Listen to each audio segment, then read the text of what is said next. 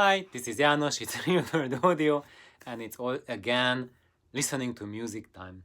And previous episode I showed 7 records, and these 7, and I finished talking about a single one about the Schumann, and now I hope in this single video I get to talk about the rest of the 6.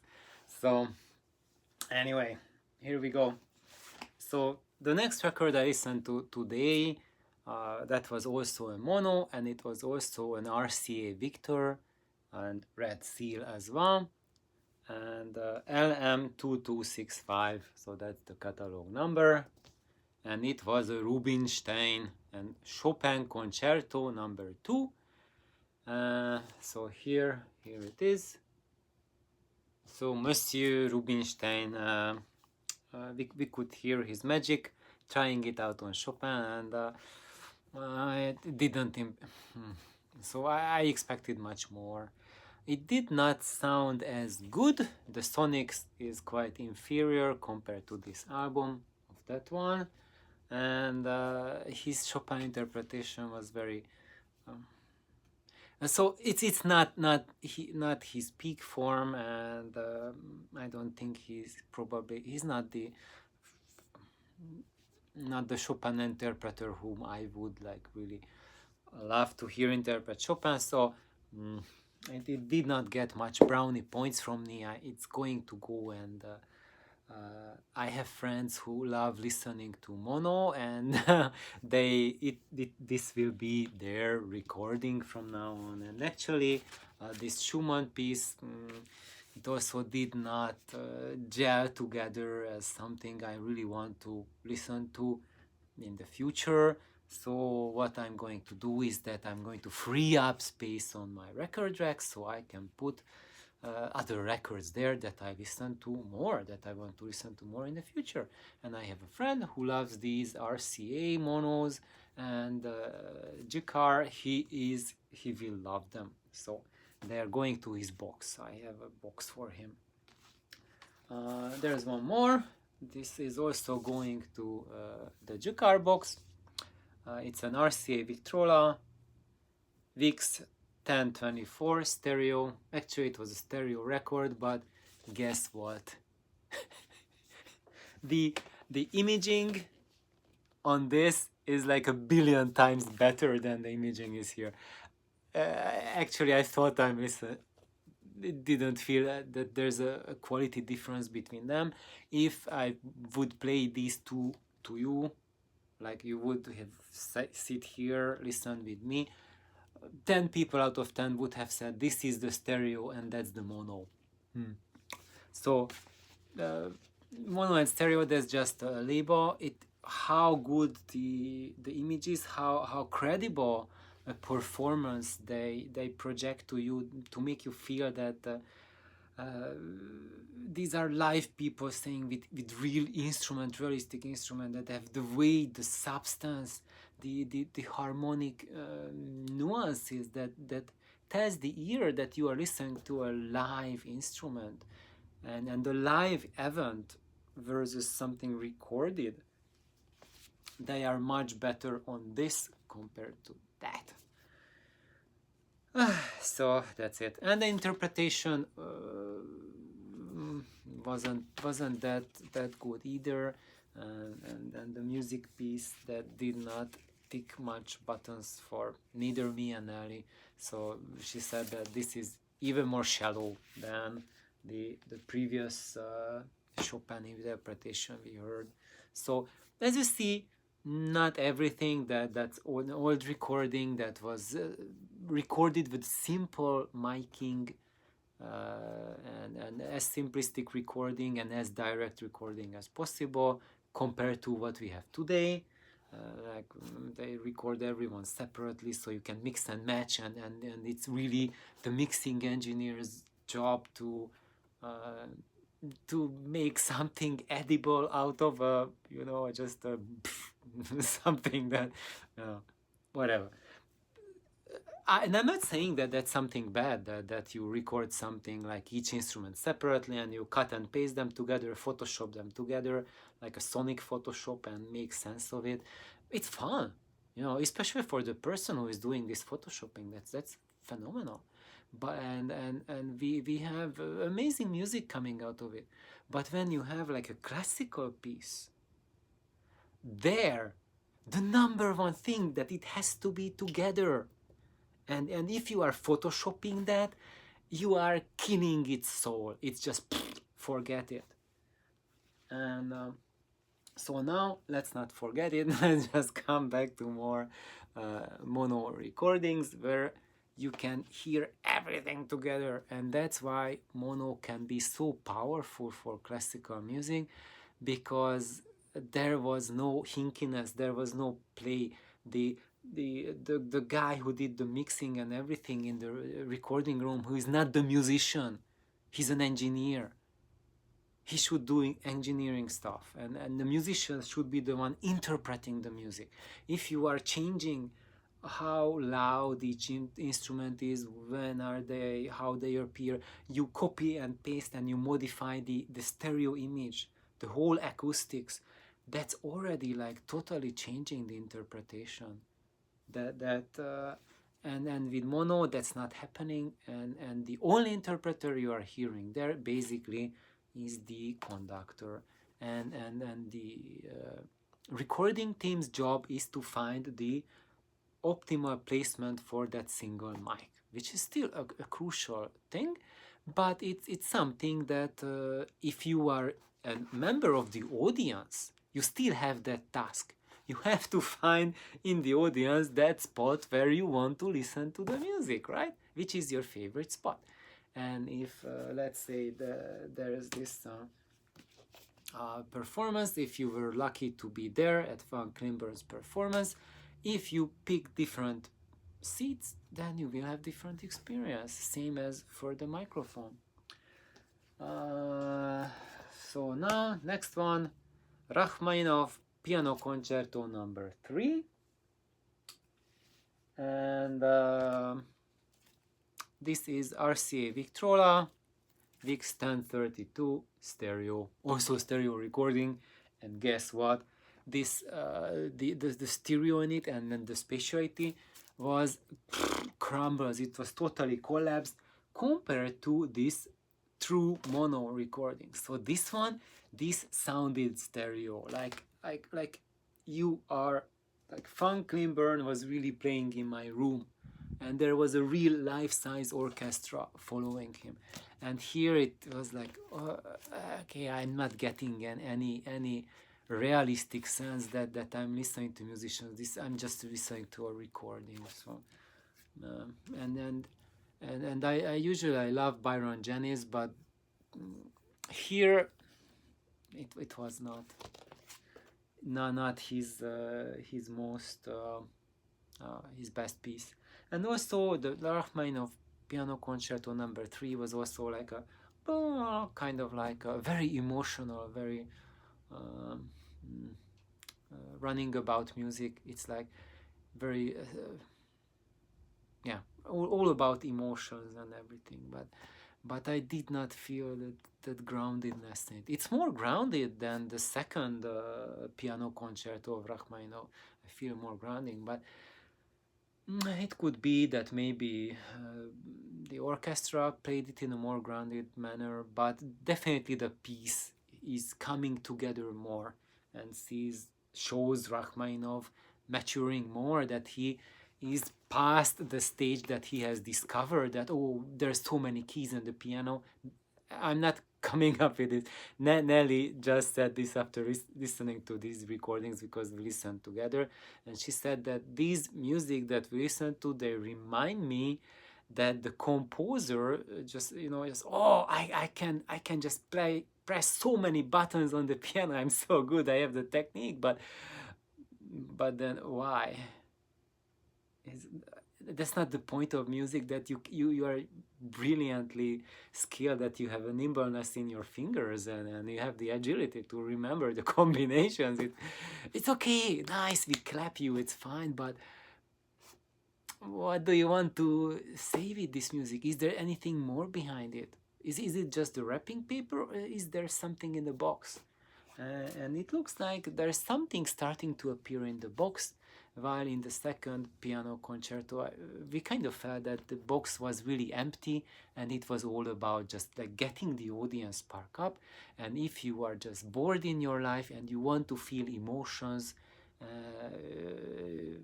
you want to just kind of like, lift up a little bit, feel something, this is perfect. But if you lead a balanced life and you are happy in your life, then this music will not do much for you. You will need more to have a feeling of completion for you. Then what you would need is more like Handel or Bach or Schubert, something like going like more hardcore.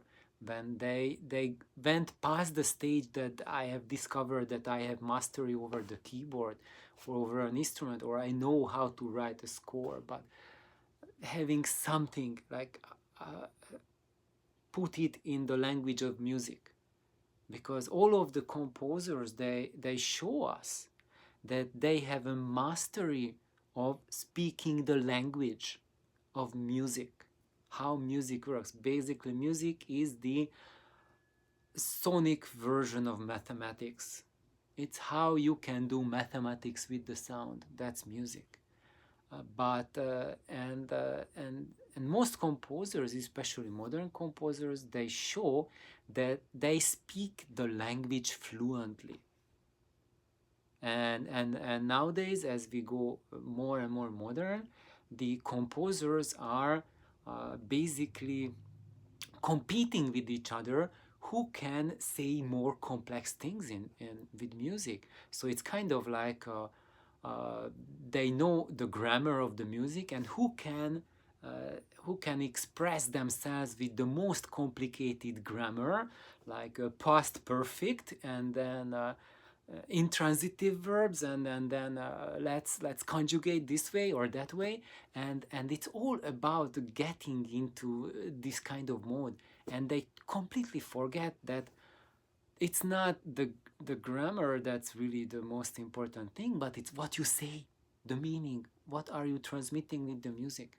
And with Bach and Schubert, for example, that's why they are so fantastic, because they are telling you something. They're giving you phenomenal information expressed in the language of music.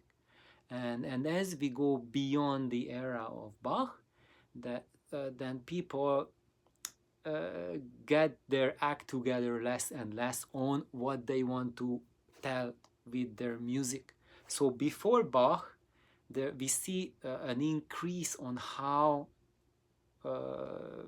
what they are saying with the music. So before the age of Bach, they were not saying much either, and they were saying just very direct, very brief, very simple things like like it's kind of like a short story, or maybe a short poem. That's the early music, like music of the Middle Ages. It's just maybe just a few lines and they rhyme. That's it. And then Bach, he is like expressing very complex things. And then after Bach, what is transmitted through music starts to fall off, because the composers are not interested as much in telling the whole picture. They are more interested in how they are saying it. There was one person after Bach who was still pretty much interested in the whole picture. That was Beethoven. And he was really, I would say, the most amazing person who could put the universe in the language of music. So if you can understand Beethoven's music, you understand the universe, time, space, the molecular, atomic, subatomic scale through cosmic scale. Everything is in Beethoven's music. He's just astonishing. And beyond that, that's basically gone. There are some composers and some works where it pops up and up and up, but as an overarching theme, that's not true for any composers after the era of Beethoven, basically. So, getting back to more music, I want to show a couple more. Rachmaninoff Symphony number 2. This is a Mercury, and it's mono, of course, where you can see, oh, there. So this is Mercury Living Presence, MG 50345, and it's Tchaikovsky's on one side and Rachmaninoff Symphony number 2 on the other side. So I was listening to the Rachmaninoff Symphony number 2, and I didn't found it very fulfilling. It was kind of like we are talking the language of music, but not saying anything beyond hi, how are you. I can say very complicated things or very simple things in a very complex language that you can barely understand, but really all I said to you is hello, how are you, or something like that. So that was my impression, and not just my Nelly's impression of this as well. However, what I can tell here is that this MLP was really dynamic. So this is a super dynamic recording, and it's when I looked at the DADVEX, it says RFR2, so it's a relatively early pressing, and if you want, you can use it as a demo recording for dynamics. It was really very catchy in that aspect, that it's quite well recorded, but it's not saying too much of a story, so I'm giving it to Jakar to and then I have two really interesting ones. So as I said before, that was a really early pressing, but I totally didn't like it because the music in it and interpretation was like quite shallow. And then there's a Rachmaninoff Concerto number 3 here, and I did not expect from this much either, because we were on a roll of mostly Rachmaninoff's pieces and not much happening, but this was a very nice surprise. And guess what? Here Van Klimburn is the pianist, and who is conducting? Kirill Kondarashin. He is a Russian conductor, or I would say a Soviet conductor. Within the Soviet Union, I'm not sure what was his ethnicity. Was he Russian, Belarus, Ukrainian? I don't know. So please pardon me that I'm saying Russian. I should not say Russian. Probably I should say Soviet, right? Anyway, why is that important? Because we have Rachmaninoff, another Soviet musician who composed the music here, and we have a Soviet conductor interpreting the music. And guess what? It gives a totally different feel to the Rachmaninoff piece, as we have heard from the American interpreters in these previous recordings. And they just don't even seem that they were done by the same composer. So drastically different. And yeah, so apparently, so that's why I was saying in my previous video that the most important thing with classical music is the interpreter, because in this interpretation the piece has a meaning. So basically Rachmaninoff is giving us material. So he's not just using a grammar, he's not just speaking the language of music, but he has content. And that's why interpretation is so critical, because if it's not a good interpretation, then the content will disappear. And it's no wonder that these recordings that I'm getting rid of, they have no content, because they were recorded in the 40s, 50s, 40s, 50s, mainly 50s in the United States for the audience who listened to them, and they wanted this sentimental type of music. And I often find it that even if it's the same conductor, let's say Dorati, who was a Hungarian conductor, but he lived in the United States.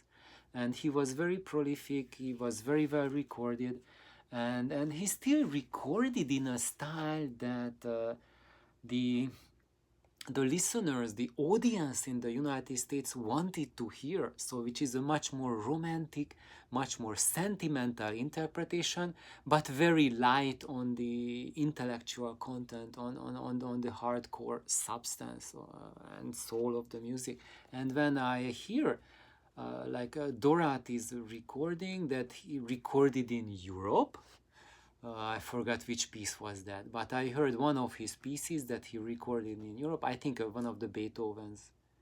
And it's night and day compared to his Beethoven's that he records in the United States. It's like not even the same person conducting it.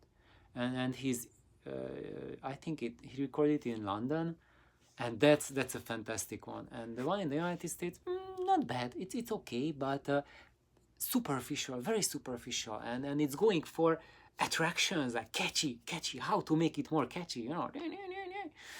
And that's the problem with these albums too, that they are trying to make it very catchy. And when something is catchy, then it's you know, it's light on its feet, skittering around, not going deeply into any subject, just playing with your emotions, but not avoiding facing the truth. And here, this Van Glimburn album, it doesn't avoid facing the truth. It really goes into the depth of it. And I think probably that's because of Kirill Gondarashin, that he really was focusing on going deeper into the interpretation. And Van Glimburn just returned from his tour in the Soviet Union. And guess what? When like Byron Janis too, the other pianist, when he records in Russia or Soviet Union, those recordings of him went so deeper in interpretation compared to his US recordings. It's just like, is it the same guy performing? And I think here Van Glimburn was still in his mood, that what the Soviet audience expected from him, not just, you know, like frittering in the, you know, on the ice, you know, like a ballerina, but really like going deep in the interpretation. So these guys are not just, you know, starting to get familiarized or acquainted with classical music for beginners, but when you grew up on classical music and you want an interpretation that really gives you more than the average Joe conducting it or playing it can give, then this is one of it. So up to now, this is maybe the only Rachmaninoff I heard that goes really deep and it's just changed my perspective on Rachmaninoff, that he had something to say, but the conductors and pianists usually don't want to transmit it. Nice exception here. And this is Rca Victor Lm2355. You can see it? Okay, you can see it. So this was recorded in 1958. Awesome. So this is a keeper, it's staying. And guess what? This is lacquer 45. It's as late pressing as it can get. It's just like, ugh. So when I removed the record and I checked the dead wax in it, so this piece, That's the dead wax. So that's where it says a string of numbers 45S. It means lacquer 45. It means that this record was so popular, they pressed a shit ton of it, and this is the very end of it. And now I see why was this so popular, because it's great music. That's why it's so popular, and that's why they had to press so much. And of course it was sold in the United States too. Apparently the people love this a lot. So it's not just a generic thing that the average classical music listener in the United States is much more superficial than in the Soviet Union. It's just that the recording industry and those people who drove the concert organization and Hollywood and everything, they were much more superficial. But some heavy stuff fell through the cracks, and when it happened, like in this case, people loved it. So life is usually much more complex than what we think, and this is one example. However, even though it's that late pressing, I found it more enjoyable than any of these other recordings, and honestly, I felt that, okay, I don't even think I want to have a first pressing of it. Of course, it would sound much better, but I don't care. I connected to the music 100% with this. And I wasn't even thinking about the recording quality when I listened to it. Maybe a little, but nah. It allowed me to fully engage with the music, just like he's right here, Frank Lindburn here, Kirill Kondrashin here. And that's all, folks. Bye-bye.